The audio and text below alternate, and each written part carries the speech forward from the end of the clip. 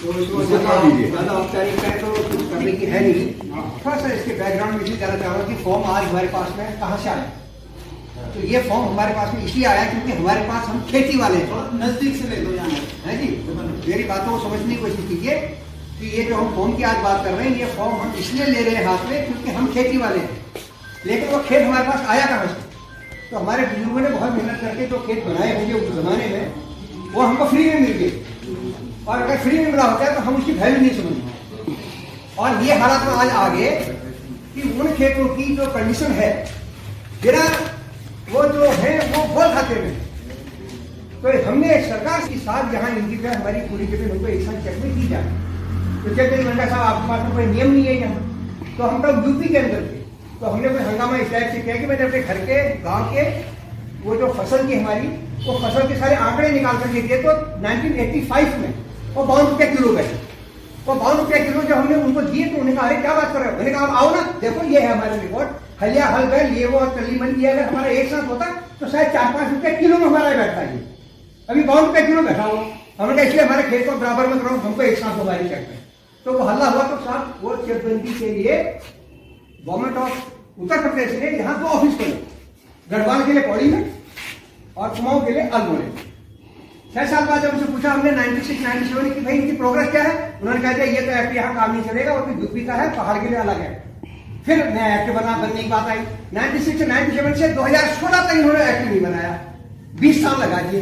हम रिटायरमेंट होकर के आया, वहां से मैं जॉब पर था नॉर्थ ईस्ट में, रिटायरमेंट होकर आया कि फिर हमने यहाँ खटखटाया को।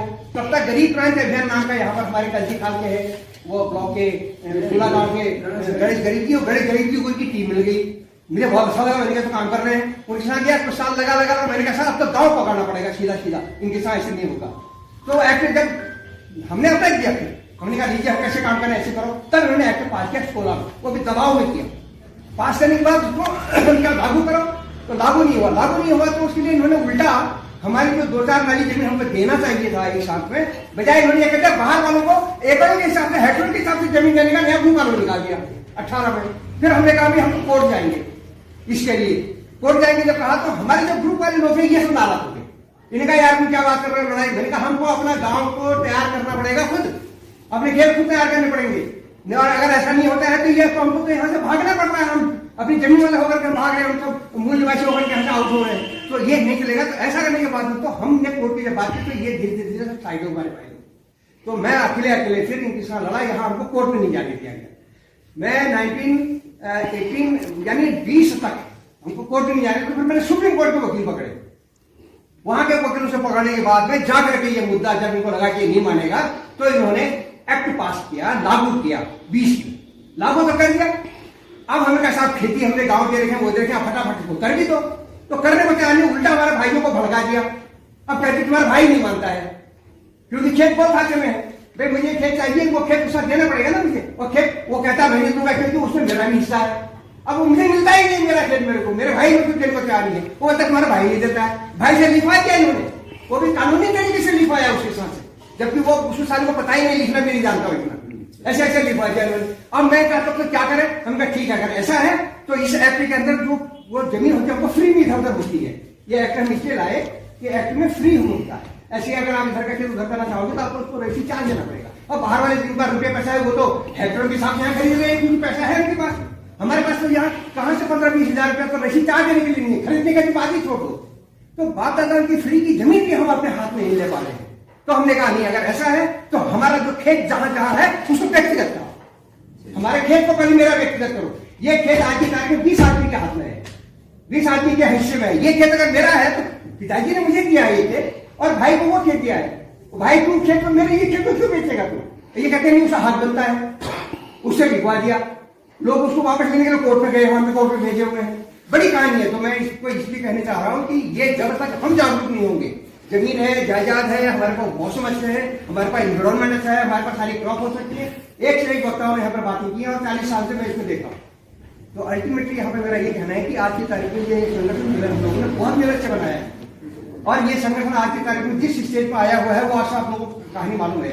तो ये फॉर्म अब हम इसलिए भर रहे हैं कि आपका जो खेत है उस खेत को हमने कहा चेक बंदी तुम्हारी कब होगी, जब होगी तब होगी। लेकिन हमारा खेत को तुम तब तक व्यक्तिगत करोगे। यदि मेरा खेत व्यक्तिगत हो जाएगा तो मैं आराम से आपके साथ बता दूंगा।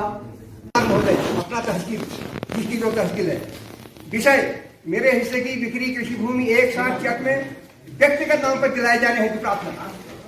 बिल्कुल महोदय, सभी ने अवगत कराना चाहता हूं कि मैं तहसील सोनसो राजस्व गांव सोनसो का मूल निवासी हूँ। पारिवारिक बंटवारे में मेरे खेत दूर दूर बिखरे होने से इन खेतों में हल बैलों या मशीनों से जुताई बुआई के बाद फसलों को जंगली जानवरों द्वारा भारी नुकसान होने से खेती पाती करना घाटे का सौदा हो रहा है तथा भूमाफिया एवं बिचौलिए इन गोल खातों के खेतों को खातेदारों द्वारा उनका भी हक दिखाकर गैरों को धोखे से बिकवा दे रहे हैं।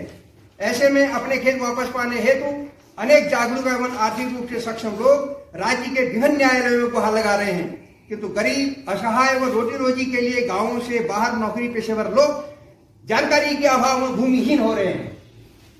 इससे निजात पाने हेतु जैसा ज्ञात है कि उत्तराखंड पर्वतीय क्षेत्र में चकबंदी एक्ट 2020 से लागू हो चुका है तथा चकबंदी का कार्य करने के लिए राजस्व विभाग को ही दायित्व दिया गया है, जिसके तहत किसानों को उनके खाते खतौनियों की कृषि भूमि एक दो स्थानों पर इकट्ठी चकों में बिना कोई रजिस्ट्री फीस दिए मिलती है। इसका फायदा पहाड़ के लिए हम सभी किसानों को भी मिलना चाहिए। अतः महोदय से अनुरोध है कि हमारे प्रत्येक खेत को, प्रत्येक परिवार को उनके हिस्से की बिक्री कृषि भूमि उक्त चकबंदी एक्ट 2020 के नियम प्रावधानों के द्वारा गोल खातों से निकालकर एक मुफ्त चेक में व्यक्तिगत नाम पर दिलाने की कृपा करें, ताकि हम अपनी सुविधा अनुसार स्वतंत्र रूप से कृषि बागवानी पशुपालन आदि दीर्घकालीन उद्योग स्थापित करके आर्थिक लाभ ले सके तथा इन खेतों को रोजगार परक बनाकर रिवर्स पलायन के लिए औरों को भी प्रेरित कर सके। पुनः मेरी समस्त भूमि मुझे एक मुफ्त चेक में दिलाए जाने तक इस बात पर विशेष गौर करने की जरूरत है। एक्ट है, सब कुछ है, ये जो मैं बता चुका हूं पहले।